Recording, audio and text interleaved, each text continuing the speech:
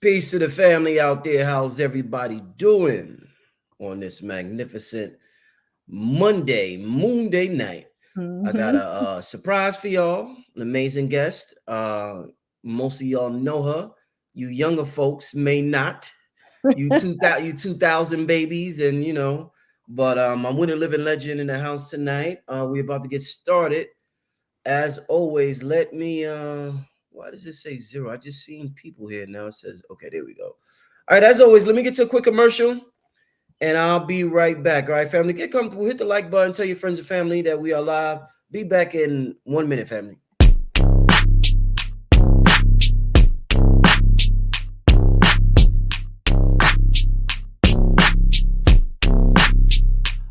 Sometimes I wake up in the morning feeling stressed. Sometimes I wake up feeling like I never slept. Sometimes I don't wanna wake up cause I'm depressed.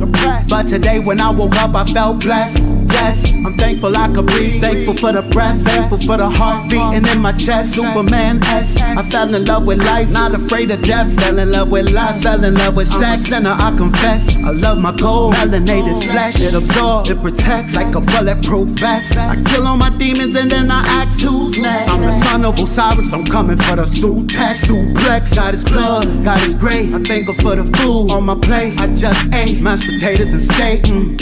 Victory is sweet, come get a taste. The flavor in your air is Big Mac with the bass. Been broke, can't break, got money in the bank. Every day someone dies, someone's born. Get a cake, set a date, get a suit, get a tie, get a date. God is always on time, never late. Celebrate, get in shape, meditate, levitate, elevate. Men destroy, men create, real women menstruate. And the sound I make emanates my life. And the song I sing celebrates my life. Celebrate your life, celebrate your life. Celebrate today, celebrate tonight. Celebrate your life, celebrate your life. Everything was dark, God invented light. Everybody celebrate your life, celebrate your life. Celebrate today, celebrate tonight. Accepted all my wrongs, celebrate the right. When I die, celebrate my death, see what heaven's got. I feel glorious, victorious. The medal dangle on my... All right, and as we are celebrating our life, let me welcome to the platform the one, the only Soleil. Welcome to the platform, Queen. Good to have you on here. Thank you for having me. I appreciate it.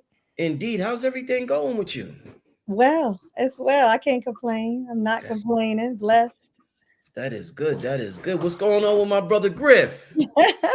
My brother Griff. Hey, yeah, he been out on the road with the Black History 101 Mobile Museum. It's their busy Dope. time. So yeah. He's here now though. I tried to get him to come on tonight. I was like, bro, I was like, this Yeah, yours, you know. yeah. Tell him to make it say what's up. Drop it and say what's up or something. He might pop in a little later. Hey, so late, very important conversation. There's been the year started out. I know you were in the entertainment industry. For those who may not know about you, Soleil, could you just tell the people a little bit about yourself? Well, I'll keep it in in the realms of music and Yeah, that short. I'll encapsulate that because it's a long yeah, journey. But so a very yeah. very long story short, I was signed to DreamWorks Records in '99, but I had been rhyming since I was 6, like in the late '70s. I turned 50 last year, so I was born the year hip hop was born. So Mm, um, so I had a deal and I signed that record deal. And I grew up in a household where my mother, in a very spiritual household, and my mother instilled in us the understanding of the power of the word, the power of the voice. We couldn't say certain things, certain mm, words she wouldn't even mm. let us say, like stuff that is real commonplace today. But she knew the power that they had to create. And Right. so I had that instilled in me, but I still grew up in the era of when hip hop was transitioning over from um, it being, as Griff always says, higher infinite power healing our Mhm. people. And we were, conscious hip hop and party and fun hip hop over into what was called gangster rap and, hardcore hip hop. And so I started out doing more conscious hip hop. So my old demos, I got old demos when I was like 13, 14, and it's, very much what would fall in the realms of what we call conscious hip hop Mm-hmm. for a 13-year-old. And but coming into the 90s, that all transitioned over to what we would call hardcore hip hop. And so, long story short, I put out an album on DreamWorks Records in '99. I had, that the single "Who that I did with JT Money is what ultimately got Mm-hmm. me my deal and my publishing deal, and all of that. And so I put out a record and decided that uh, I didn't want to be in the industry, that I was that artist that was on the road and I wasn't of the industry. I didn't hang out, I didn't smoke, I didn't drink, I didn't go to parties, I didn't do none of that. I would be in my room with books or Mm-hmm. watching documentaries, etc. But ultimately, I left a seven-figure, 7-album deal on the table and walked away from the mainstream music industry to um, pursue a spiritual path that was calling me. And part of that spiritual path was also being a wife and mother, because I had children at the time and then had more children after that. But that's also a spiritual path. But um, I left, and then with 20 some odd years later, never thought I would do music again, but reemerged and put out a project as a spiritual prompting that led me to, because I never thought I was going to do music again. So that's a Mm-hmm. very, very encapsulated story of the journey. But that journey led me down a whole lot of different avenues and spiritual paths. And so I studied a lot of different traditions, was initiated into different spiritual traditions, picked up a lot of different holistic wellness practices and skills and certifications, et cetera, et cetera, et cetera, which is primarily what I am doing now. In addition to back to where I began, which was creating higher vibrational hip hop. Mm-hmm. And Yeah. a lot of people also remember that period of time when you was with Genuine, and I believe he was still in the industry when you weren't in the industry. What I Mhm. want to ask you is, being that you took yourself away from the industry, being with somebody that's in the industry, did you feel like you were still a part of the industry without being a part of it through your mate? Yeah, I mean, it definitely was. I was very disconnected from the industry, but still, like you Yeah. said, connected in that way. We lived out in the woods in Brandywine, Maryland, so we were we were out in the Yeah. cut. I raised my children, away from the industry, and my Hmm. youngest two didn't even know what he did until they were old. They saw him on TV one day. You Hmm. know, Hmm. my youngest daughter, I remember her saying, she was like, "Oh, I know why she was really little too. I know why everybody comes up and wants to talk to daddy because he's so handsome." And I was like, "Yeah, that's why." She didn't get it. They didn't even understand. They were Hmm. really heavily rooted in church at that time because Hmm. my Right. spiritual journey went back to my original roots in Christianity and then expanded out from there. So yeah, very much out of the industry, but still that connection. So I would still go to events, Yeah. occasionally, an award show with him or an Hmm. event or a show, but I was very much behind the scenes and trying to stay away from it. Hmm. So Yeah. so you grew up a Christian, Yeah. traditional Christian household? Yeah, like super saved Christian household. Yeah. Yeah. My mom was a gospel singer. My Oh, mother, wow. she's a jazz singer and a gospel singer. I grew up in Wow. Kansas City, so jazz town. So my mother was a jazz singer in Kansas City, and she actually sang with Bloodstone when they were first starting out. Yeah. And then she was sang with, and she always sang in church. My family is a family of minister musicians. So Hmm. my cousins is in Sounds of Blackness. Two of my cousins are well Oh, known producers, Grammy yeah. nominated producers. Like we have a very musical and very spiritual, but very churchy Yeah. Yeah. ministerial music family. So I grew up going to choir rehearsal and seeing my mother, have everybody laid out in church and speaking in tongues and all that, Indeed. all of What it. so what made you get into like the more conscious aspect of spirituality Christians aren't into like numerology, astrology, and all the stuff that you may hear me or Griff or yourself talk about. What made you tap into that level of consciousness beyond traditional Christianity? It always called to me as a child. Like I would go, y'all remember them scrolls they used to have in a grocery store, the little astrology Oh man, scroll. yeah, wow. That's yeah. Woo. Real old.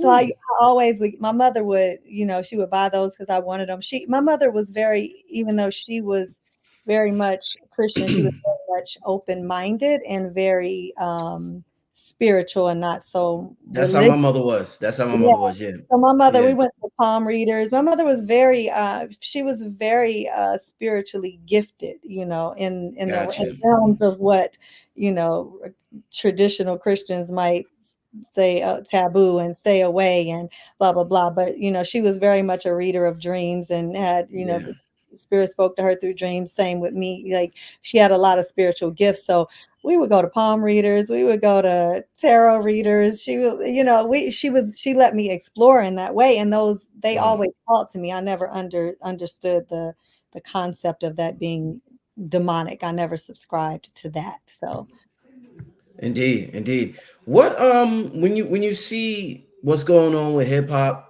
now, and I think we talked about this briefly. I remember I was outside with Dada, with you mhm, and Griff, and we did a quick interview. People absolutely loved it.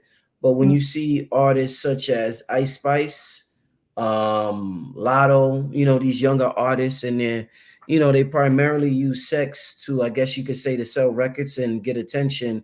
I want to ask you, do you think there's anything wrong? I mean, with a woman using her sexual beauty, her beauty that's God given to advance in society, not necessarily have sex with in the industry, but just use her beauty, wear clothes that accentuate her beauty. Do you see anything wrong with doing that? mhm. um it's I was trying to figure out how to approach it, and Yeah. in the sense of being very mindful of choosing my words and how Hmm. I offer. It's never beauty is sacred. Beauty is Hmm. sacred. The body is sacred. Sex is sacred. The issue is not of are those things tools that or gifts that can be used to um, magnetize people, or within in music, but it's the level of distortion with Hmm. which they are used. And this idea of using sex and using beauty and not what those things truly are. In the tradition that I'm initiated into, beauty is extremely sacred, and it's a path of beauty. But beauty is also, the highest form of beauty is the beauty of pure perception, and then this external beauty is to draw us to the source of beauty, not to Hmm. be stuck at just stopping at and having this over identification with beauty and sexuality and the body. And so we're seeing a real distortion and using of something that is sacred. So I think the conversation you and I had, I was explaining it in a way that I've had so many teachers, beautiful teachers and gurus and wisdom keepers that I've had the blessing to be able to sit at the feet of over 20 years. And one of my teachers, which is what you're talking about, what I shared with you, used to talk about us being, truly beautiful, wild things as Hmm. women, but as men, but as particularly as pertains to women, right? And she Hmm. talked about how a truly wild thing, because we think about wild and we think about wild in a negative way, like, oh, they wilding out, they da, da, da, like in a Hmm. negative way. But she talks about this truly wild thing being different from a wild thing that has been caged, right? And Hmm. so think about the state of women in particular, how over thousands of years, women, Hmm. through patriarchal indoctrination through oppression, suppression, white supremacy, all which patriarchal indoctrination is rooted in white supremacy. But it's when you think about the oppression and suppression of women, and then especially Black women, Mm-hmm. and that caging of what is a natural thing, sex and spirituality, a separation through religious indoctrination of sex and spirituality, that virgin whore dichotomy, and that Mm-hmm. separates that out. So that created this really this cage that women were put in, right? So you take a naturally beautiful wild thing. What is a wild thing is in harmony with nature, right? A wild thing is in, you know, has a this effortlessness in being and how they are. It's not a reckless, dangerous, you know, people getting harmed, causing harm to yourself or to society, or, you know, all of these things. Truly wild things, if you see them in nature, they really do preserve life at all cost, right? They're Mm-hmm. here to live, to be fully alive, to be carefree. And it's not in an abrasive way like what we're seeing, right? And so Mm-hmm. what we're seeing now, you know, is not women. We think that, oh, well, this is now liberating, and, you know, we're not being sexually Yeah. suppressed, and we're not da da da. And so now we're just out here just completely sharing, you know, sexuality and beauty in an extremely debased way, in a very abrasive way, in a very harmful way. um, but you can think about that as what happens when you take a beautiful, wild thing by nature, who is naturally sensual and sexual and loving and nourishing and all the things that we love about women by nature, and then you cage her for thousands of years, and that is passed on genetically, epigenetics, you know. Mm-hmm. Mm-hmm. And then what happens when you free a wild thing? It becomes very harmful to itself and everything around it. You think about a beautiful wild elephant and how it is in nature and how it acts in nature, and then you go put it in a cage in a circus for Yeah. years, and it breaks free and it starts tearing everything up, including Yeah. itself. You Yeah. know? So that's how I like to equate what we're seeing. Is we're seeing these beautiful, um, naturally wild, embracing of their sexuality and sensuality, but it's an expression of a beautiful wild thing that's now been caged and is causing, wreaking havoc and causing destruction, right? Because we don't want to use beauty, or we don't want to use, because now we're seeing the using of beauty, the using of sexuality to get something. You know, Mm-hmm. it's Mm-hmm. not something reciprocal, not an honoring relationship, but we're seeing this sharing of this energy in a way of usury. And we see that in the lyrics, and we see that in what's being put out there, you know. So it is harmful and Mm-hmm. destructive for many reasons, you know, for many reasons. We're getting trapped in, you know, even on an energetic level, being trapped in the lower chakras of the body, you know, being drowned in Swadhisthana, in the sexual chakras, being in that water element, being pulled down and drowned in it, and being slaves to the body and to sexuality, and this over identification with the body, which is not who we truly are. You know, Mm-hmm. it's a Good secret, it's point. simple, it's beautiful. We have it here to this, in this earth school, to be able to experience all the things, but it's not who we ultimately are. But we're putting everything Mm-hmm. on Right. that, you Right, know. right. Do you think, you know, when we think about that, and you talked about patriarchy and white supremacy contributing to the suppression of this feminine energy, do you think even institutions like the Nation of Islam contributed to the suppression of feminine energy by even by the way women dressed? Like, let's say a woman has to walk down the street and during the summertime and she has her head covered, her arms covered, her you know, everything is just pretty much covered. You know how Method Man said 3/4 of cloth, never showing your stuff off, boo. Like, do you think that idea of women being covered in 3/4 of cloth is a little bit Cajun of that energy that you're talking about?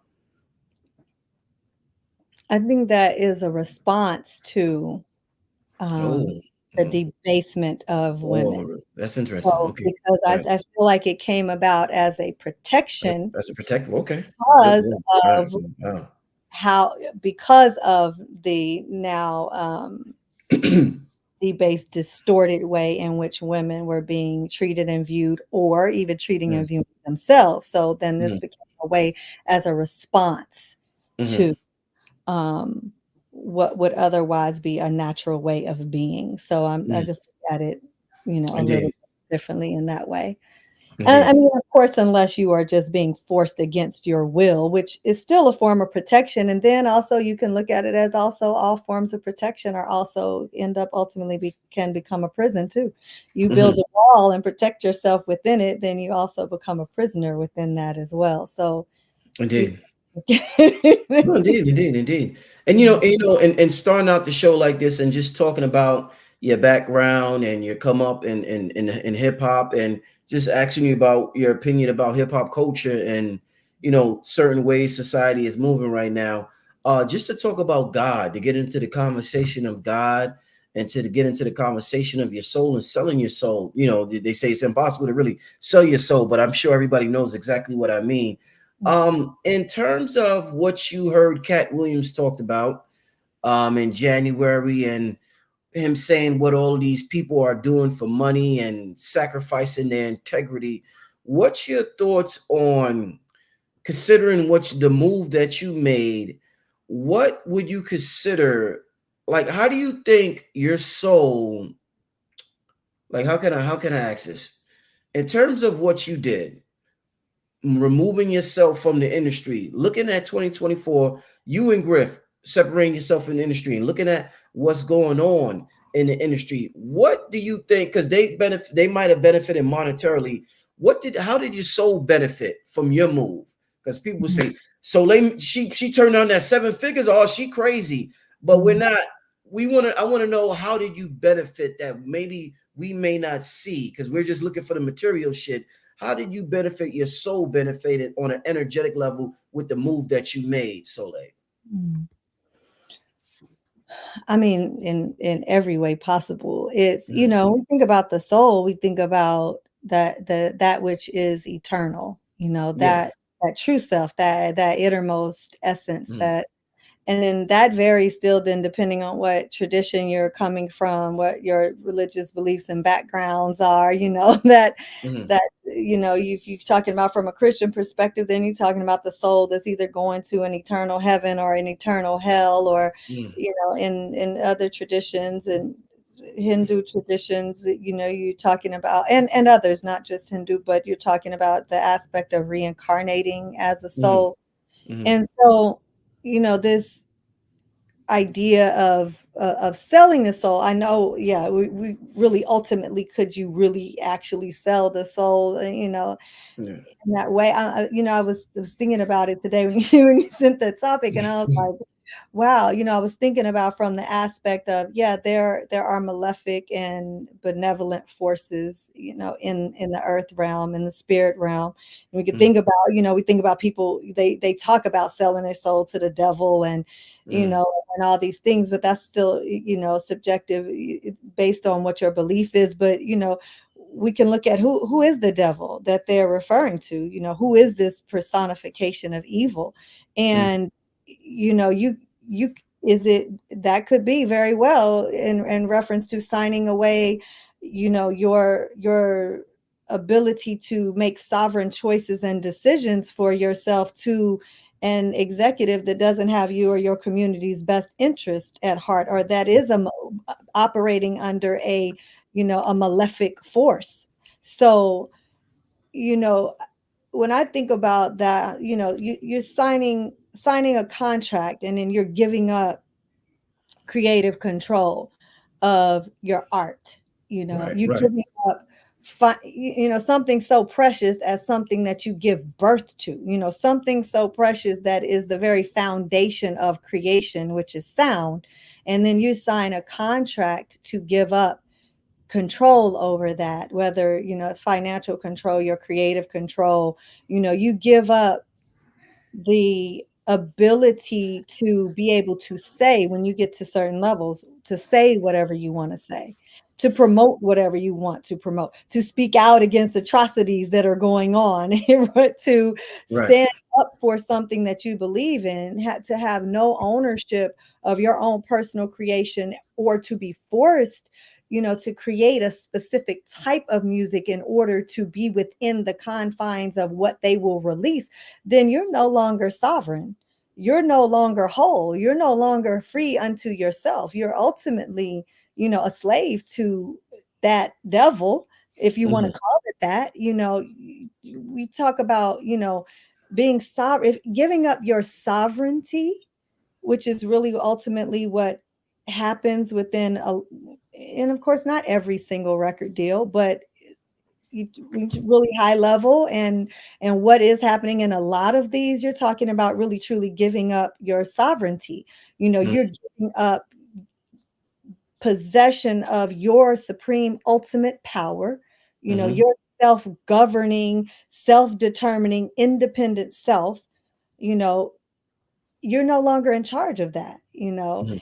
And you're at that point, you're not really truly responsible for yourself, your spiritual beingness, for your soul, as we Mhm. talked about, which grants us this higher power of making these these decisions in our lives. And that's the very way that we take dominion over our own consciousness, with that power to choose in every moment, our path in this life. And so if someone takes away your ability to live out your dharma, your soul's purpose, your authentic soul's mission, how do you come into knowledge of self? How do you become liberated?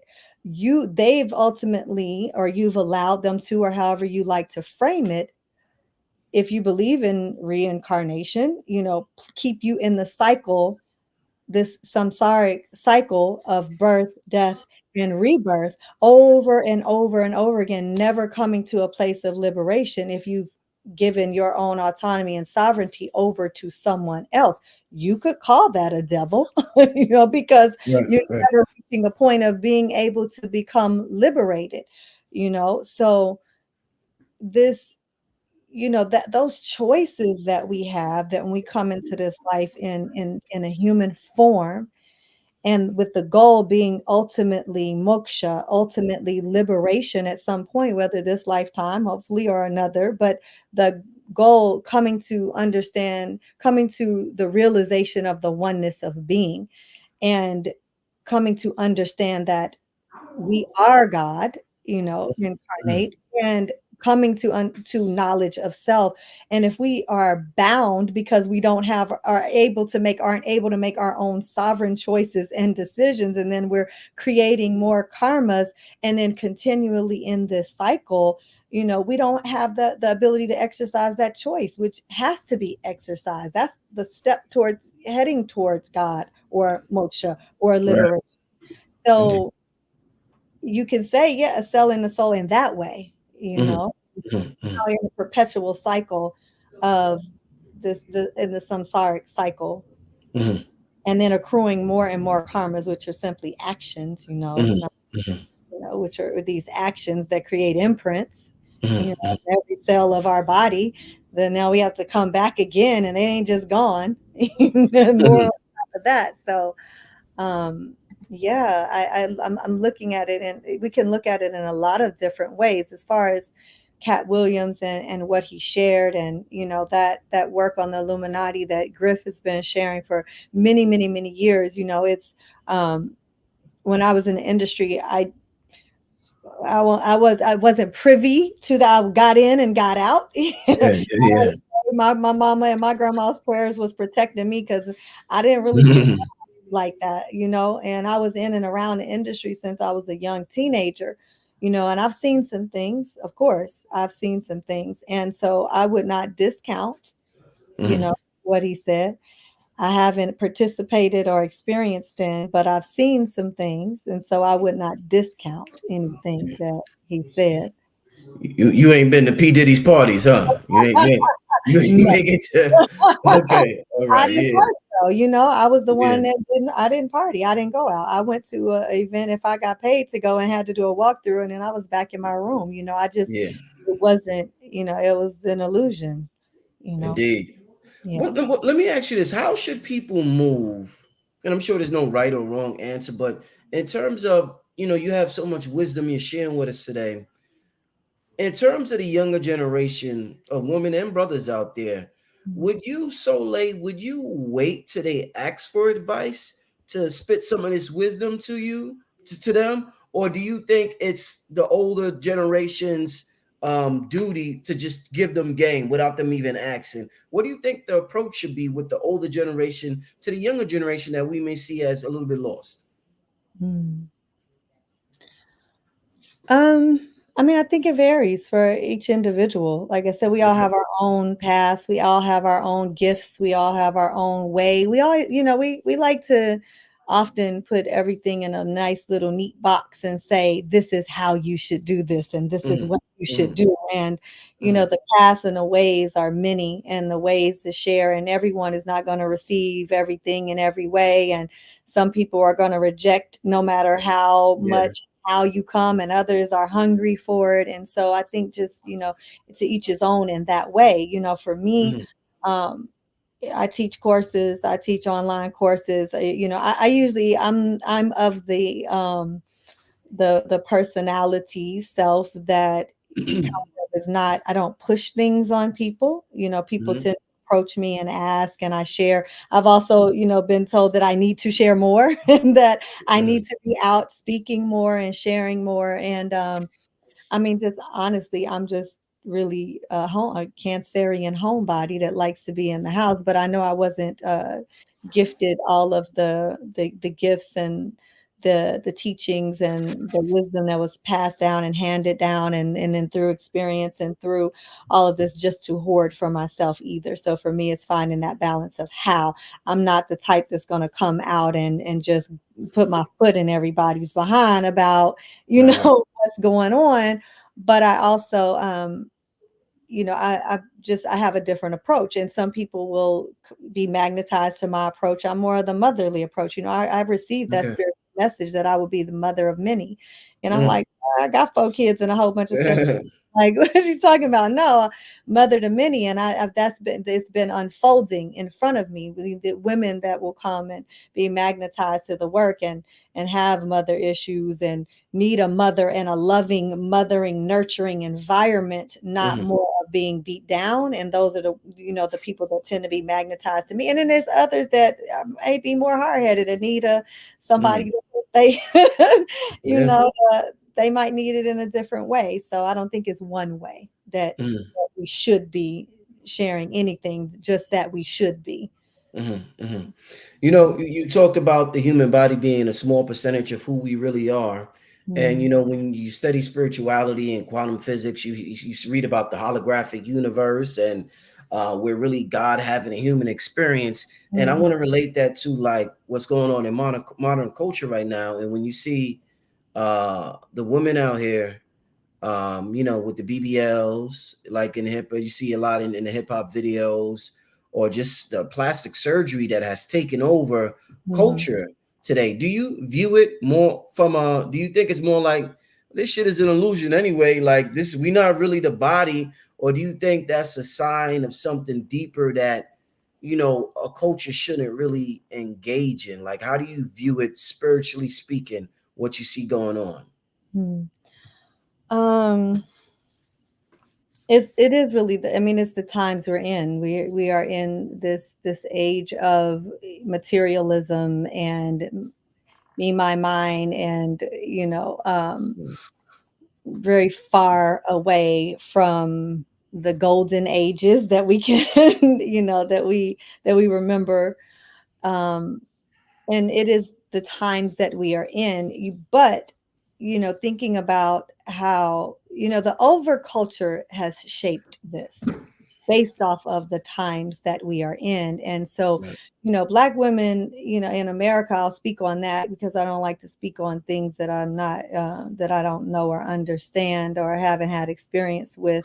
The from Only from my limited perspective always, but Black women in America have been over sexualized since the birth of this nation, from through literature and film and television, and used by white America to, all of those things used by white America to sexualize and devalue the bodies of Black women who gave birth to all of creation, right?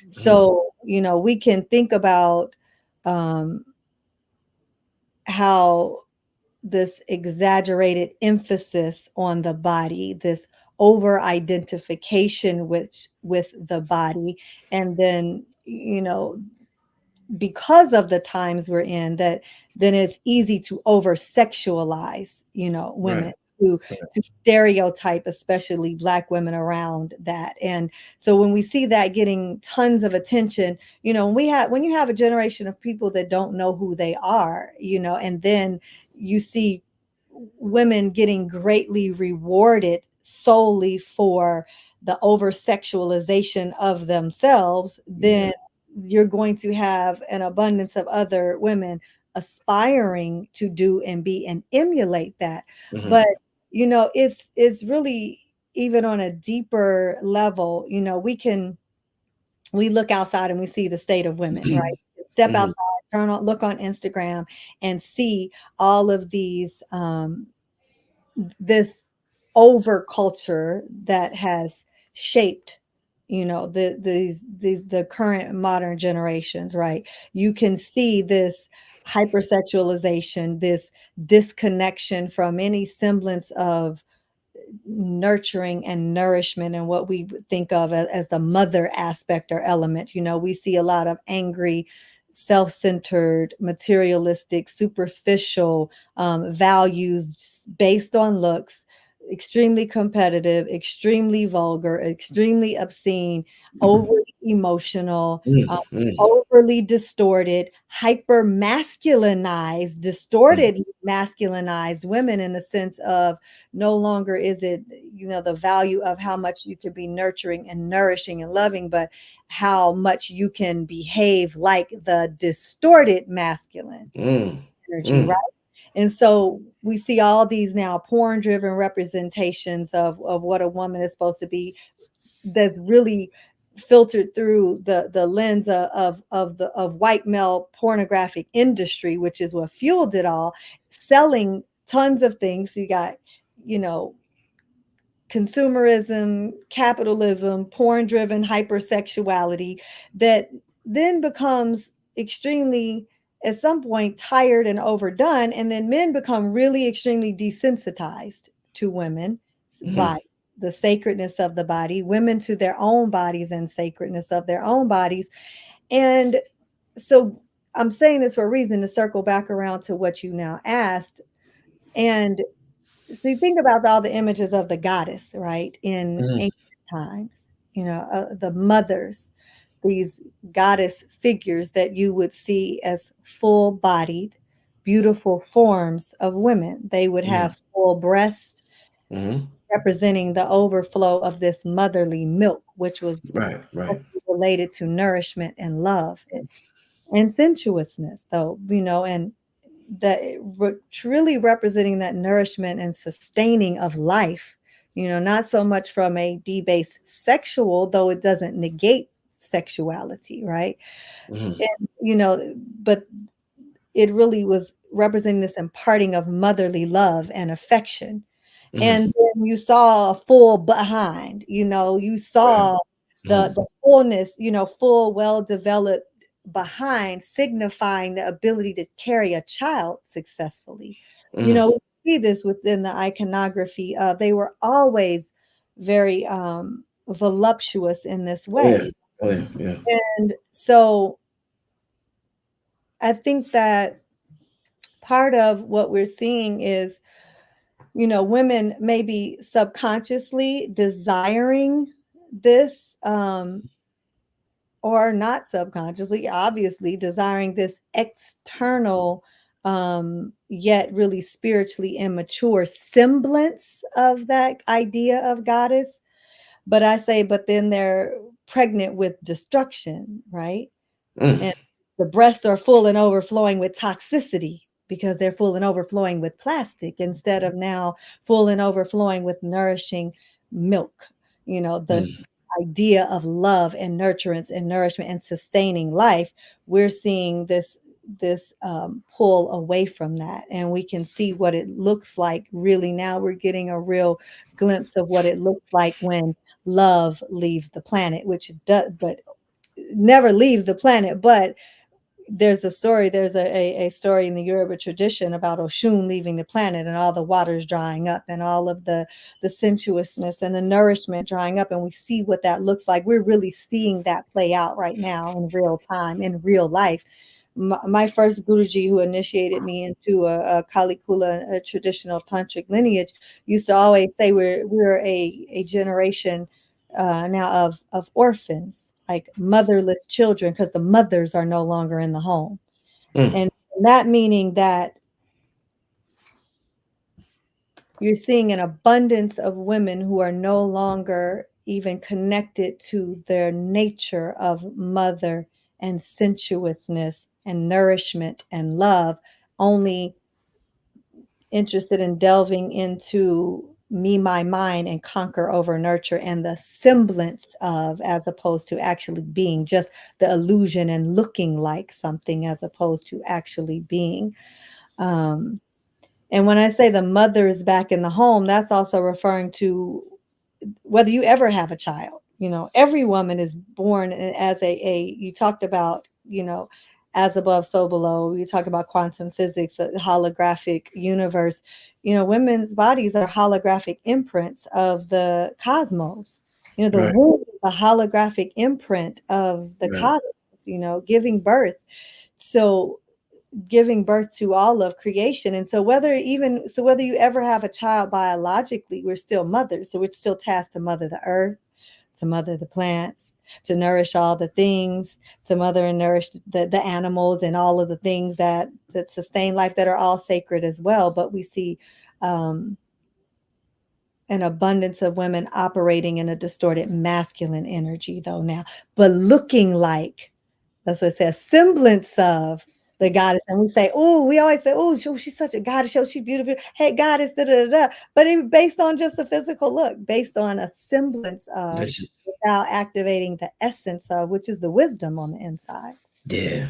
Yeah, I love how you broke that down. Just the semblance of the goddess energy, but internally it's a distorted masculine Mm, energy. That's what you're saying? yeah. Yeah, yeah, Absolutely. Yeah. yeah, yeah, yeah. No, no, no. That's definitely deep. How you broke that down. Well, let me ask you this. You are, we're talking about, the more we get away from who we are, I guess that we're getting away from that soul, our soul essence. So Mm, when women aren't tapping into their divine femininity, they're getting away from that soul essence the same way men, when we get away from who we are. I want to, there's this word that's around a lot called the attention economy. mm, And this word wasn't used that much 20, 30 years ago, but because of the internet, we use this word called the attention economy, where everybody wants attention. Do you think, and everybody does things, clout chase, all this stuff for attention on the internet?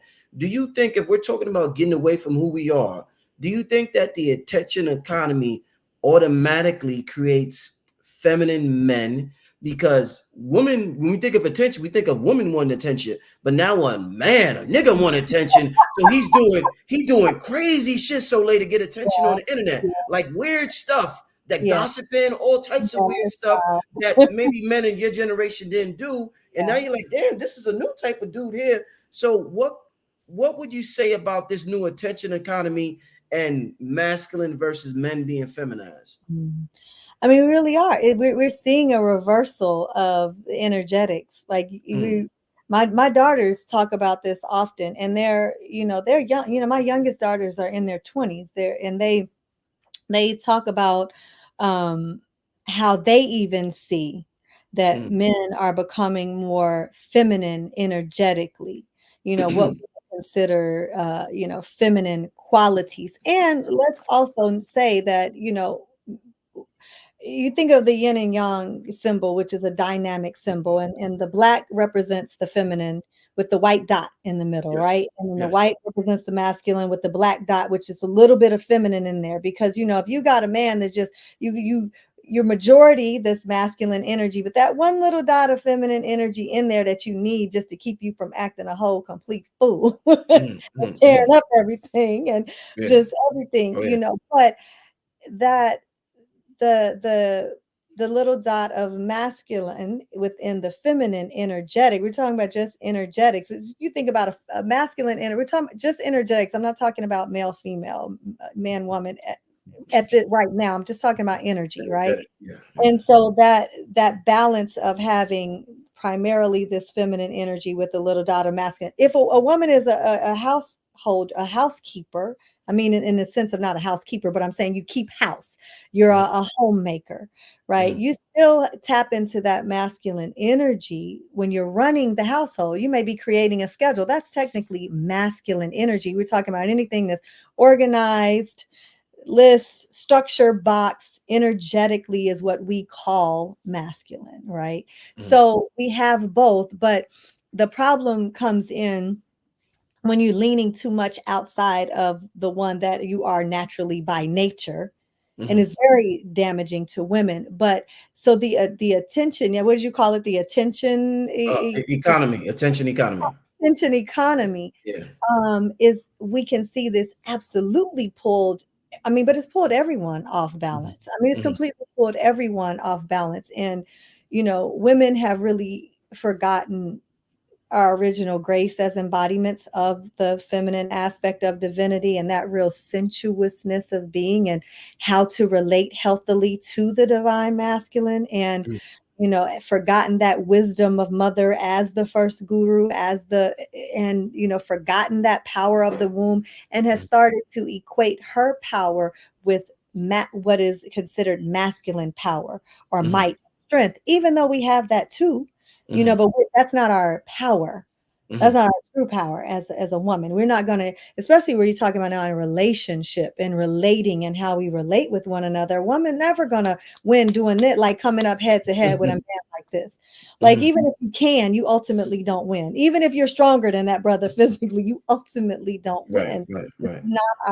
It's not our true power. So we now, because we've moved so far away from that, we see men moving out of that, yes, seeking attention in a very what we would consider feminine energetic, women chasing and running behind men like men, what we're used to seeing men.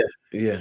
And we see that with that switching of dynamic, especially in regard to women, this humanity really being disconnected from the true divine love and sensuousness and nourishment and nurturance, and so that is causing so much with problems within men and women relationships and really relating. For women specifically, though, being in that super hard masculine energetic, it affects the womb directly. It causes womb malady because women's bodies biologically don't process stress in the same way that men's do. We are not designed to do certain things by nature. This is what I talk about when you say being a truly wild thing. You understand what you are by nature. And so when we're so far out of that, and now I am speaking in realms of heterosexual men-women relationships, because I won't even go down the road of outside of that because it's not my experience, and I'm not going to speak on it because it's not my experience. So I won't speak on that. I'm speaking strictly, you can take it and apply it as you see fit. But when we're talking about biological, healthy, heterosexual women are not designed and do not handle the same stresses in the same way that healthy, masculine, heterosexual men do. We are different. We are wired different. Our brains are different. Our hormones are different. And so when you dip into that heavy, hard, masculine, competitive, energetic for too long, then it causes direct stress on the body, which affects your hormones, which causes emotional imbalance when we're too far in that energetic for too long. And it definitely causes problems within relationship with healthy masculine heterosexual men and healthy feminine heterosexual women. So this social media and the need for attention, I mean, it really goes back to this idea of we don't know who we are. We're so overly identified with the body and with the external and with the illusion and rooted in fear, still stuck in the lower chakras that we haven't been able to we haven't been able to ascend towards a higher level of consciousness because we're remaining stuck there because we just don't know who we are. Indeed. Indeed. What I see you got the herbs behind you. Those is your you be mixing them up together, right? Flowers in the kitchen. Yeah. Yeah, that's what's Yeah, up. I'm a clinical herbalist. One of the, my mother worked with plants, and she, I always joke and say she was super Christian, but she was a hoodoo woman, and and so yeah, the plants always called to me, and so yeah, I studied herbalism for 3 years and did clinicals. So I'm a clinical herbalist and Ayurveda wellness practitioner. So one of the realms in which I work. Yeah, no, that's important that we get back into our sacred medicine. Very, Absolutely. very important. Yeah. So give us an example of some of the things you put together with the herbs. Because I know Oh, because Griff gave me some one time. It was this you know what I'm talking about. oh, did he give you the men's formula? The men's formula, yeah. Yeah, And that's he like said herbal Viagra. he said y'all had to let it sit for a couple of days and all that. Uh-huh. You know what Oh, I'm was it talking the one that needed to be refrigerated, or was it the one in tincture No, in a little the bottle? tincture, it was a tincture. Okay, that's the resurrection formula. Resurrection, that's it. Yeah, that joint was off the hook. Y'all know. You put that together? Yeah, I Yeah, created that yeah. Oh, about yeah. 8 or 9 years ago, I think, maybe 9 years ago. Man, you still got that one for sale? I do. Well, Griff has it. I usually have it on my site. I'm always sold out. So yeah, you can reach out to Sold Griff out. for that Damn. one. That Sold one out. is the men's reproductive tonic. It's Yeah. nourishing the kidneys and the whole reproductive system. But if you, up the dose, then it has a stimulant effect. And so it's like a herbal Viagra. So Yeah, the brothers, young, holla at my brother Griff. Holla at Griff for that. yeah, I So just made another batch. So oh yeah. he has some Oh man. have some on hand. And for women, I primarily formulate for women. So I'm looking over this way because it's a shelf over there with products on it, but I have Yeah. like these yoni butters, stuff for fibroids and female tonics, and I have some blue lotus tinctures, which is really used for spiritual Yeah. practices. Look, look, Yeah. look, my boy, Loaded Lux. You ever heard of Loaded Lux, a battle rapper? Look, I don't be knowing Yeah, nobody for real. I he really just texted me, yo, Rich, what's that resurrection about, bro? Brothers ain't playing. well, Listen, look, if listen.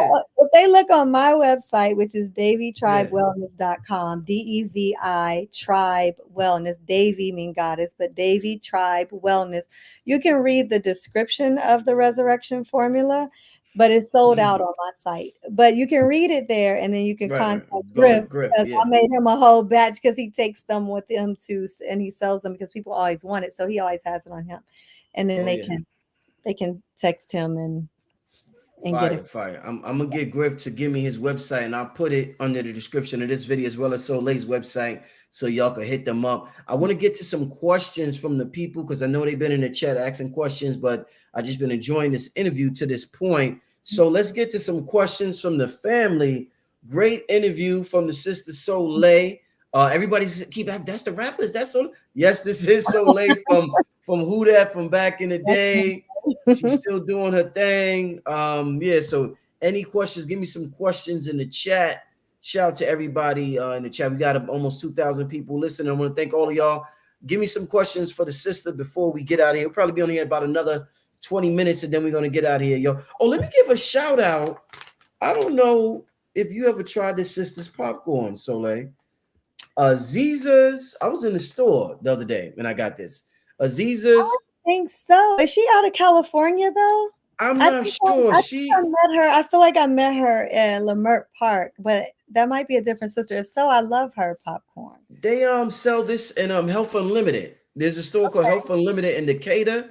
Wow, family, this is absolutely, and it's so good that I had to show y'all. It's made with non-GMO organic kernels, packed with superfoods. It got cayenne, spirulina, curry, garlic, onion, sea salt. I mean, this is some amazing popcorn. So shout out to this sister. We gotta plug each other, just like I want y'all to support Griff Soleil.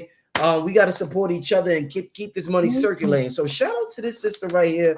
Let me put it right here with amazing popcorn. Amazing. Shout out to Health Unlimited in Decatur, Georgia for having it on the shelves.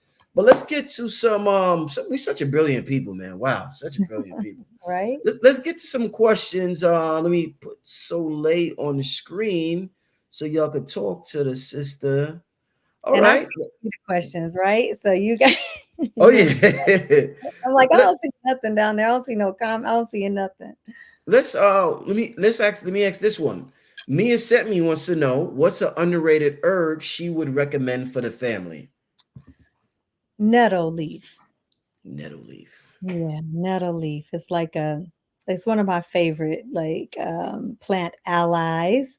And it's like a super vitamin. You can make nettle leaf infusions and take them daily. The children can take them as well. And you literally just take a cup or an ounce of nettle leaf and put it in a quart jar and cover it with boiling water, let it sit overnight, strain it and drink it. It has so many properties, vitamins, minerals, and it's like one of my favorites. So that would probably be my most underrated one that I would recommend for the family.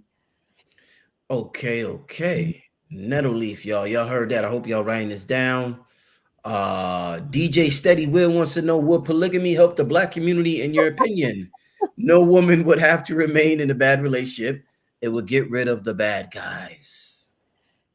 Get rid of the bag. How would polygamy get rid of the bag? I don't. Hey, man, he's being creative. I know some bad guys that are polygamy. So I know a bad guy that just got locked up last year from polygamy. Y'all know him. Y'all know who I'm talking about.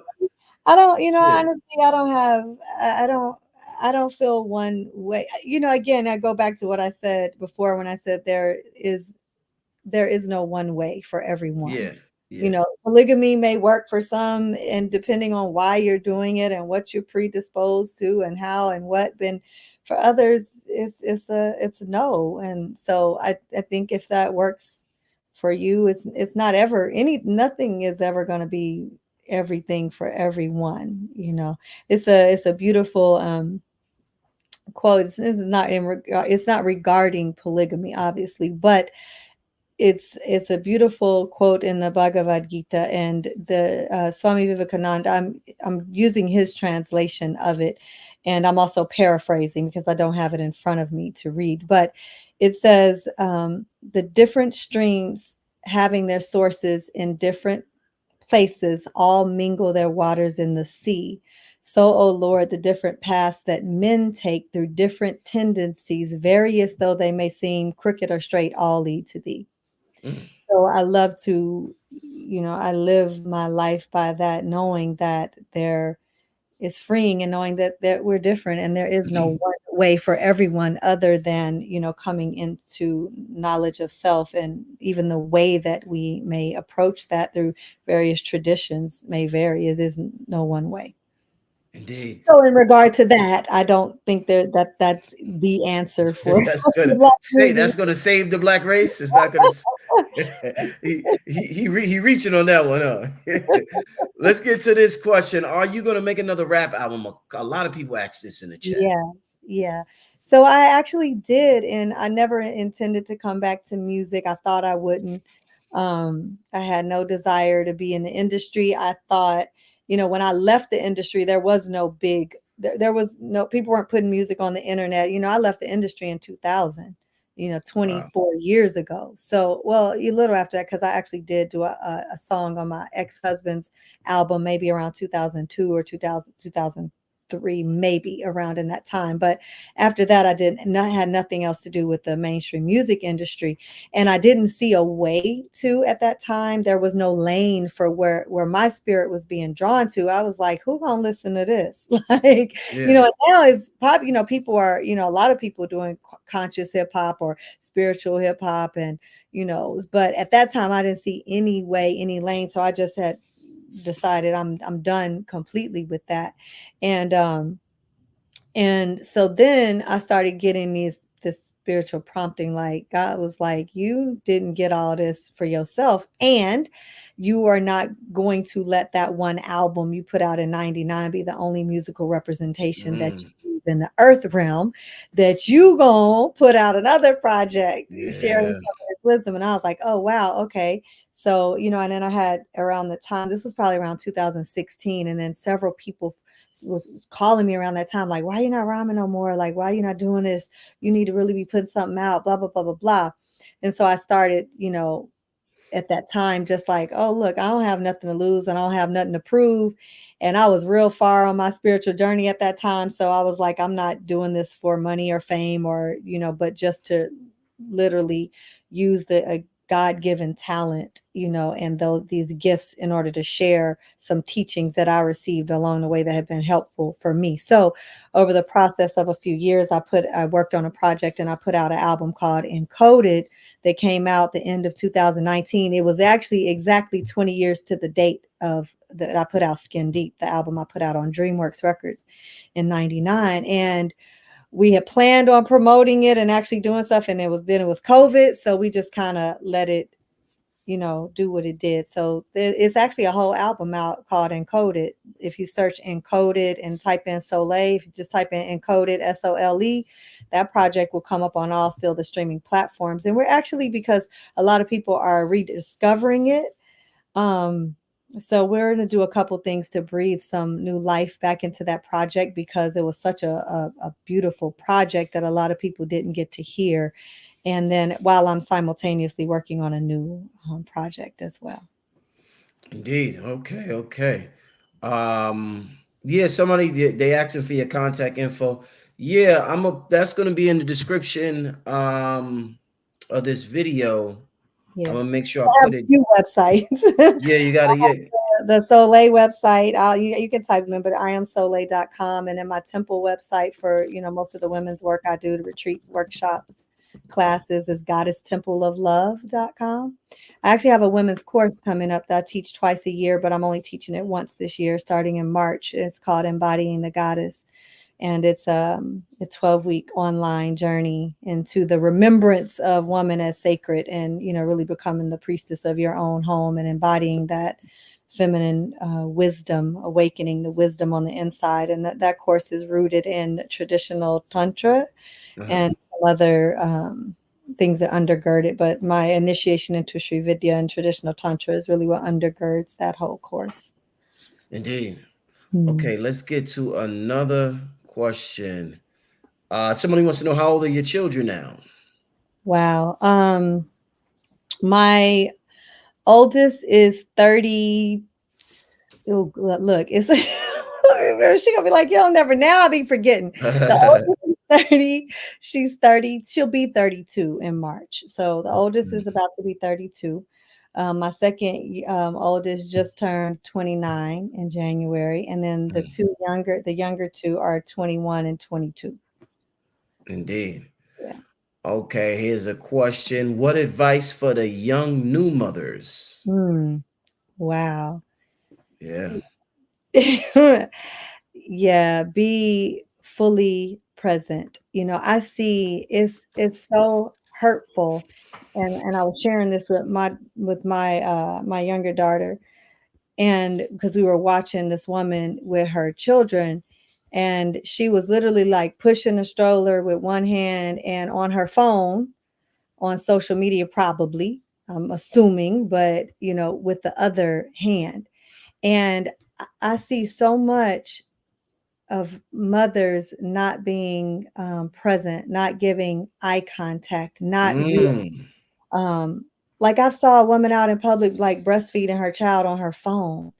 And I'm like, that's one of the most crucial times you're sitting nursing. Like I breastfed all my children, and I remember like they want to look in your eyes and hold Right. your and connect with you. And I'm seeing women like literally scrolling on their phones, breastfeeding, or scrolling on their phones, pushing a stroller, and really understanding that um, even prior to conception, getting your spirit, your body, your being into being fit to even procreate, Mm. like it doesn't even start at birth. What we're imprinting, the perception filters that children are receiving start way before they even called into the womb. Oh yeah. Oh If yeah. you already have a child and a new mother, like really truly being present, and whatever spiritual tradition or path you choose, or that is calling to you or chooses you, really really going into that and taking that seriously, but knowing that this is motherhood is a spiritual path. It is a spiritual journey. Like there's so many spiritual lessons within. My first guru, he used to always say, why a lot of the teachings they're written for the masculine, because women already came here divine. Women already came here as the essence of this essence of mother. So if you think about like the essence of mother, that Mm. is that the closest relationship to that you can think of in relation to being a liberated being, Mm. right? Because when you awaken on a spiritual level, you can't help but you start to mother others. And I don't mean like controlling people, telling other people what to do. You Mm. naturally start to um, nurture and Mm. nourish and have compassion for and love. And you have that, you start to have that when that is awakened. And so that's the closest. So motherhood on the earth is like the closest thing to that. But we're seeing women that are so disconnected because they're doing this. They're Mm. in the phone. And then we have these children that aren't receiving the love, the attention, the Mm. care, the nurturing, the nourishment that comes from making the eye contact, from holding them and paying attention to them, not telling them to hold on and wait a minute and being in the phone and putting that first, like Mm. really, really mothering. Like that was one of the most profound things for me that I received, was that motherhood being the closest human relationship that we experience to what the liberated self is in relation to other beings. Mm. Like when we come fully awake in our bodies, when we become fully awakened, you know, you naturally mother. Mm. If whether you're a man or a woman, you Mm. become more loving the more awakened you become. So on the highest level, the vibration of motherhood is the vibration of bliss, of empathy, of Mm. compassion. That's that energy. That's the essence of Shakti that mothers all and empowers all things. And so it's so, it's so important the importance of that relationship, understanding that you are the first guru, the first teacher. Even in the womb, you are imprinting upon that child. So that's a lot, and I know, but it's something I'm really really passionate about, because again, my Guruji was like, look around, like you see in we're seeing a world full of orphaned children, not because the mother abandoned them. The mother's there, she's just not there. You know what I Mm. mean? She's there, but she's here. Right. She's not there.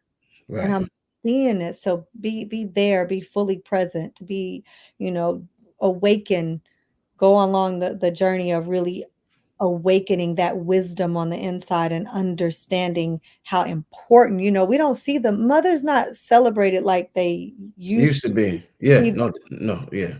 we see the idea of of the overtly hypersexualized woman being celebrated and propped up, but this idea of mother, we don't see that being, we still, it's that separation again. It's the virgin or the whore, this virgin whore dichotomy that has been extremely harmful to everyone. Yeah, The separation of sex and spirit, extremely harmful to everyone. It's not one or the other. So we need to, support the young mothers, and and really help them to understand the power of their role as mother. Like, that is the most powerful and most important role that you can have if you bear children. And you might argue with me, but I don't care. From experience, that was the most valuable thing. One of the most valuable things I did in my life was leave the music industry. And I will say I have had the privilege of being able to be a stay-at-home mother, because unfortunately we live in a society that most women don't even have that privilege, and they have to go out and leave their child, whether it's at daycare or with somebody else, and the child is not getting the time and attention that they need with the mother.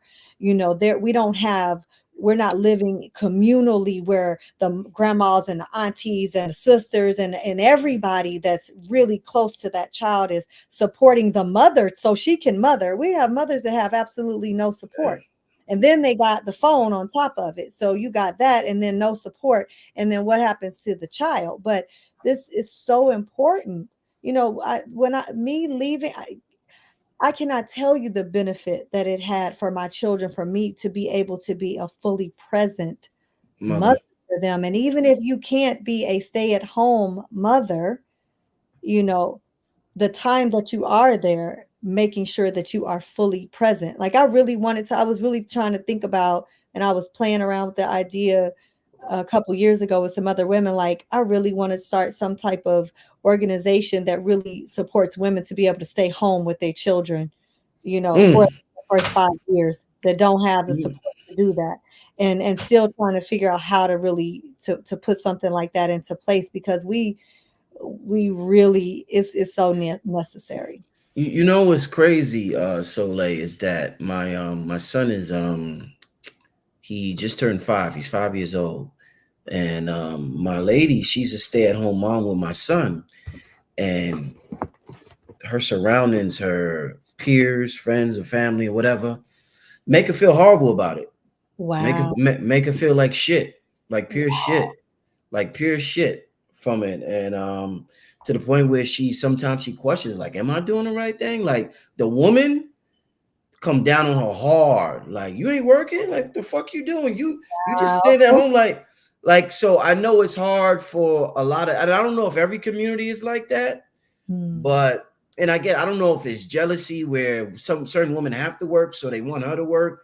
But yeah, it's tough. For it is tough, and I experienced that firsthand, watching what she has to go through because of the decision she made, and getting so much criticism from the woman in her life. So yeah, it's tough. So like, it's tough. Wow. Yeah, that's crazy. Like, that's wild to me to hear. But that Yeah. it speaks again to where we are, whereas we are only viewing, like, women have access to the same levels of quote unquote power that men have now, where we're able to go out and work, like what in past times only men would have done, doing jobs that in the Right. past. And I'm not saying that that's a good or bad thing. I'm not ascribing good or bad to it. I'm just saying that now, that ability, that we're at that place now, women are measuring their value and worth based off of masculine ideals of power. And Hmm. so now we're shaming women for, Hmm. Hmm. for being at home doing the most important job that you can ever have if you give birth to a child. Because if you give birth to a child, now you have taken sole custodianship over another being, and you're imprinting on them, then they're going to go out and imprint on others. And you Hmm. are not taking that role. You're you're you mirroring creation, your very body, the mirror of creation. And then we looking at it like, but that ain't important.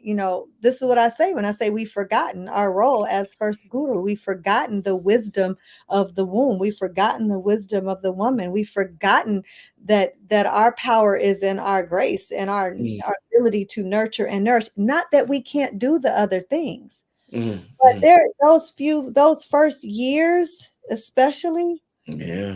critical. I mean, Important. Yeah. they are crucial. They are crucial, Yeah. and we're looking at what happens. Oh yeah. Mother is not present in the home, and somebody else because it doesn't matter. You can, even if you have a loving, supporting, and say the babysitter really loves the child, it's not the mother. It's still a difference. Mm, Still a mm, difference, and it is like I said. It was. I'm grateful. I'm so grateful that I had the opportunity to, that I didn't have to, that I was not required to go out and work when my children were young. indeed. And at Indeed. work, that's a lot more work. You working in the house, you a homemaker, you a Ooh, stay-at-home mother. That job is that's, way more that's than going to yeah. work at It's a non-stop job. Non-stop. I and we see don't it. think about why are we bringing children into the world anyway if we don't want to be home and mother them. We don't want to. I mean, what is it for? What is the point? Yeah. Yeah. Amazing show, y'all. Let's get to a couple more questions. I see a question here. Shout out to everybody in the chat watching. Peace, sis. How do you calm down female libido?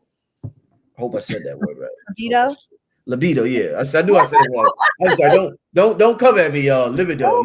Yeah, I knew I said it wrong. Yeah. Yeah, that would be a question um for a clinical consultation, which I'm not doing any right now, but yeah, because yeah, I don't want to just certain things, like I don't like to just start calling out herbs, because a lot of things are lifestyle related, and we always want to address like Mhm, lifestyle first, and really without understanding what's going on and mhm, why, and all the other factors that could be contributing to, and then the questions of why do you want to, and why is it excessive, and why is it causing a problem, and it's just too much. Like I don't want to call out and say do this. That would be mhm, something that, but if you send me an email with a little bit more information, then I'll be happy to answer that way, because then I'll okay. ask you a couple more questions. But yeah, just send me an email. I seen somebody in the chat, right? I cannot have a womanly conversation with another woman. It's sad. What's your thoughts on that? Woman not being able to connect with a woman. Well, this is part of what's happened through the thousands of years of um, oppression, of oppression and suppression of women. This is part of we are, when we're so much in that distorted masculine energy, Mm, that breeds a field of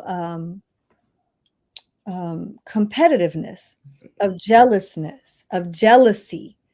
And so that's been one of the most damaging things, I would say, that has happened to women, because we need other women. We right. really do need. There are a lot of times we like to. Um, Women will get in this thing of, oh, my man, dumping on their man certain things, or their spouse certain things that actually really should be reserved for when you're sitting in circle and communion with your sisters, and everything is not for necessarily, because again, we're wired differently, our brains are different, and we may go bring something to our masculine counterpart, and then that he's not even truly capable at it to, for lack of a better term, of supporting you in that way, in the way that another woman would support you. And then we think that, oh, he don't love me, he don't, he couldn't this, but really we're dumping on on Yeah, our yeah, men in ways that we should be being supported by other women. And so that's one of the most damaging things I feel like that has happened, is the separation of women and the sisterhood, because women are powerful. Like, we're powerful by ourselves, but in circle together, we're extremely powerful, and we really do need each other. And so when we don't have that, it creates all kind of, it all kinds of issues, this is part of that journey of really reclaiming our divine feminine essence, really, you know, coming into right relationship with our sisters, Mm-hmm. as well as, healing that sisterhood, coming out of this fear-based idea of women have betrayed me, or I feel betrayed by them because of this attitude of competitiveness and jealousy, and that disconnection of women has been a most powerful destruction, through the sisterhood. But I always say we remember who we are through the eyes of our sisters, when we really sit in circle and see one another, and see that we're mirrors of one another, and when we empower one another and get rid of that dis-ease of disconnection and comparison, and really come to understand that there's more than one queen, that we're all queens of our own realm, and we're able to see the magnificence and the power and the beauty within one another, and honor and respect that, and really come into real integrity and impeccability with each other, where we're able to sit in circle and bow to each other's inner wisdom and knowing and gifts. And it's a powerful place to be in. And this is really the work that I'm doing through the Goddess Temple, is really cultivating circles of women that are dropping that idea of needing to be competitive and jealous and compete, but really seeing the magnificence and beauty in their sisters. Mm-hmm. And it's beautiful. It's a beautiful place to be. So it always makes me sad when I hear women say that, they can't have womanly conversations with other women because they're so in such a distorted state, or they're so jealous, or they're so competitive, and they're catty, and all the mean girl stuff. And I've even heard that I've had women come to things I have and say, I went to this goddess thing, or this thing, or this thing, and it was basically a bunch of mean girls. It was like the total opposite of what we need to be doing. So you're welcome to come join us in the Goddess Temple. Oh yeah, me sure. You're welcome. You're welcome to. Yeah. I, I welcome all the beautiful sisters, and all my mirror reflections, and all your beautiful manifestations, because we are mirrors. We're mirrors. Indeed. Yeah. Indeed. Let's get to another question. Great show. Joshua wants to know, what tradition are you initiated in? I'm initiated into Sri Vidya. It falls under the umbrella of traditional Hindu Tantra, as well as a Shakta Tantra tradition. I was initiated into a Kali Kula, and so I had, I spent 8 years with my first Guruji, who was a Kali devotee akin to Ramakrishna's devotion to Ma Kali, but my primary practice is, and so that informed a lot of my practice and how I work. It is primarily through mantra and yantra and traditional tantra, not what the West has deemed tantra. That's a whole nother conversation. But and then Sri Vidya. So the Sri Vidya practices I'm initiated into. I received Diksha from Guruji, is in that tradition, is no longer in his body, but I received Diksha from his wife, who's about 80 some odd years old now. Hmm. Yeah. Okay, let's get to another question. Let's see. I just seen a question. The chat is moving so fast. Y'all must be having a real good time. I just seen a question here, and now it done disappeared. All right, let me ask this one. How can we connect with our mothers and overcome past trauma when she Well, deflects the deep conversations? It seems exhausting. Ooh, this is a lot of people need this answer right here. So like, you helping a lot of people tonight. yeah, I Wow. mean, we go. This is a huge part of the Yeah. work, because so in the tantric tradition, there is no distinction between your birth mother, Mother Earth, and the Divine Mother. And so that becomes very difficult if you had a difficult relationship with your mother.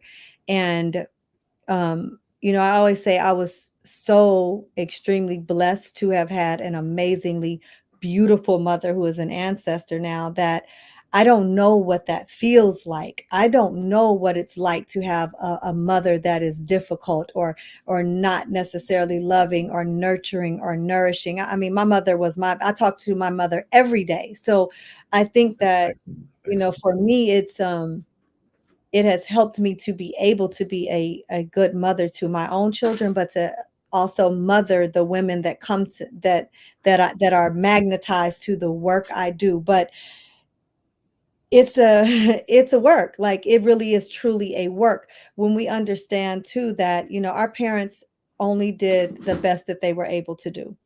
Mm, One of the first teachings that when I started studying yoga, when I was, I did my first yoga teacher training in India many years ago.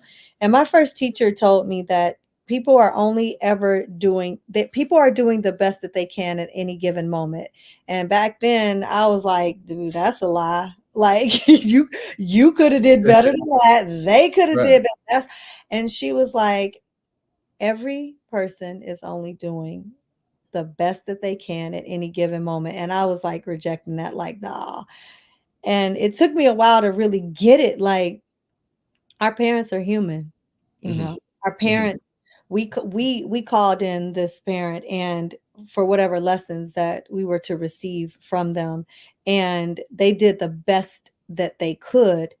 And and that when we start to have a real true level of compassion, and look at them and say, they're human. They had a life before I was here, that had imprints and perception filters imprinted upon them before I was born to them, and that they were learning about life just like I am right now. They were learning about life, and they may not have done what was best, and at worst they could have been abusive and done horrible things. But that when we start to have a level of compassion, which does not condone, but that looks at this person and says, wow, that's really all, because we really truly are capable of only what we can muster up at any given moment, and sometimes that is not a whole lot, and it's sad.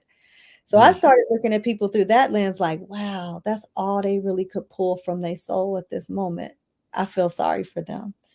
hmm. And then when we look at, especially with mother, like, for in my tradition, there's no differentiation. And so even if that mother is raggedy, you honor that mother. Now that means with healthy feminine boundaries too.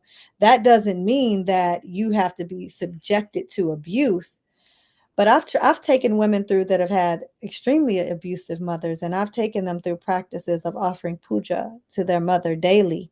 Not in their mother in physical room. They have a representation of that mother, and they offer mantras and prayers and blessings daily Mm, to that mother as a representation of the mother, and prayers for her to come into her understanding of who she is, and it's been transformative in many ways. So it's a huge one, because again, mother is the first teacher, so she does all this imprinting on us, and then if she's not, the first being that you connect with, that is supposed to be the very representation of the divine mother herself, and be offering you this nourishment and nurturance and love, and to be either rejected by her or harmed by her directly or inadvertently, is a hard thing. I've watched women, a hard yeah. thing to overcome, which is why we need more women conscious conception, preparing before we even have children, and then those that already do, getting themselves right so that they can be um, the guru they need to be for their own child, to be able to guide that child. And again, you're imprinting before they're born. So yeah, I mean, there's no one way to be able to do that, to connect with your mother that, went through those past traumas, but there are ways. And I have been able to be privileged to help guide women, and I've also watched women, be guided by others through the difficult relationship. Actually, Queen Afua posted something recently about that on her page, and we were having a conversation about it, about how damaging it is when you have a harmful relationship with your mother, a difficult relationship with mother, but they can be healed. Even if she's not here anymore, it can be healed. Even if you are not in physical contact with her, on a spiritual level, you can heal yourself. You can clear. I use a lot of mantras. We didn't go into this tonight. We can talk about this on another show. And the power of sound, especially we're talking about music and sound and all the imprinting that's happening. We use a lot of mantras because in the tradition we do mantra to become mantra. The divinities reside within the mantra, and they are imprinted on the cells and the mind of every cell of the body. So sound is a really powerful tool that we can use to heal and to clear out those negative imprints, those harmful emotions, the clear out the mind of each cell. Because when we experience trauma, we don't just experience it in the mind. The trauma happens in all the cells of the body, and sound has the ability to alter DNA.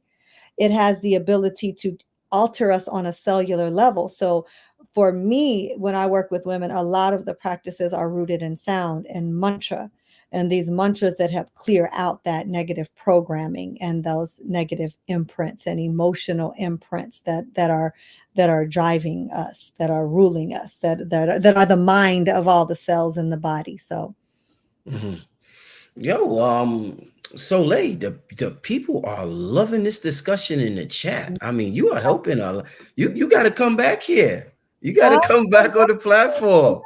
I always be like, I'm my husband knows. He'd be like, why you don't want to do nothing? I'm honestly, I'm a really pretty shy person. So Okay. so I'm comfortable. I told him, I was like, I'm coming out of my comfort zone. I'm coming out of my comfort zone and share more. When I'm teaching in circle with women and it's just us privately, and I'm taking them on retreat or we're online and it's a private, safe container. A lot of times for me, coming on either social media or YouTube and all those things, it feels like just a kind of open, unsafe container. And Right. it can be scary, but the work needs to be shared and people need help. And so I'm just blessed and grateful and completely humbled to be a vessel through which the mother expresses. My first Guruji used to always tell me, you ain't teaching nothing. Like, just always remember, you're not teaching nothing. That is the mother teaching through you. So you continue to be a clear vessel and channel. And then that also takes off the pressure where I'm like, well, that was her. Indeed. No, indeed. Indeed. Hey, once again, Soleil, leave the people your contact info. Let them know everything you got going on so they can follow you and get some of your products. You and I know Griff got the resurrection. Let them know all of that. Yeah. So if you on social media, I'm Mrs. Soleil on Instagram, MRSSOLE. And then my websites are goddesstempleoflove.com. goddesstempleoflove.com. That's my Goddess Temple website. And then Devi Tribe Wellness is my herbal site, DEVI Tribe, TRIBE Wellness.com. And then I also have iamsoleil.com, and iamsoleil.com will point you to all the other ones, and my social media will point you to all of those as well. So I look forward to connecting with those of you who feel magnetized to the work, and to those who don't, the blessings on your journey, because everyone is not for everyone. Everyone's not everyone's teacher. So I just appreciate and never take for granted being able to sit in the seat of teacher for the moments that I do. Oh yeah. Tell Griff, man. Griff ain't make a special appearance tonight. He didn't pop in. Probably in their sleep. Tell him I said that a couple of people I know done hit me up for that resurrection. So I'm gonna call him first thing in the morning. I want him to put a couple to the side for me because I know everybody in this chat is gonna be hunting him down. So there's only a few bottles left. I think it might be 20 some odd bottles left. They're gonna be gone by tomorrow. So they're gonna be gone by tomorrow. They take 6 weeks to make. So I know that's why they're gonna be gone by tomorrow. They're gonna be all gone by tomorrow. And y'all gotta wait another 6 weeks.